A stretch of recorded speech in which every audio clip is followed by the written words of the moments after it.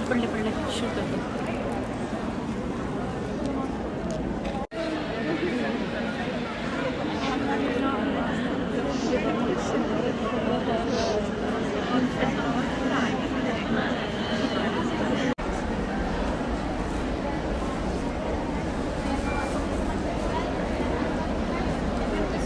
ये रोज़ा रसूल की जानी है।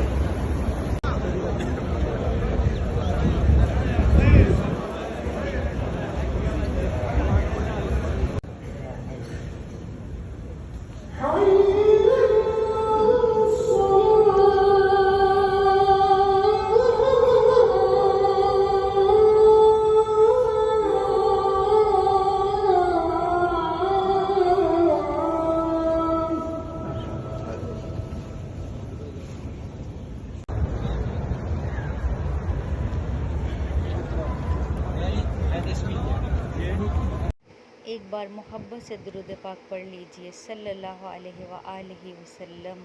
छोड़ना तेरा तैबा गवारा नहीं, सारी दुनिया में ऐसा नज़ारा नहीं। सब दुआ कर लीजिए गुंबद खजरा को देख। वो देखें, वो है ओहद का पहाड़ और इधर है जी मस्जिद नबवी शरीफ।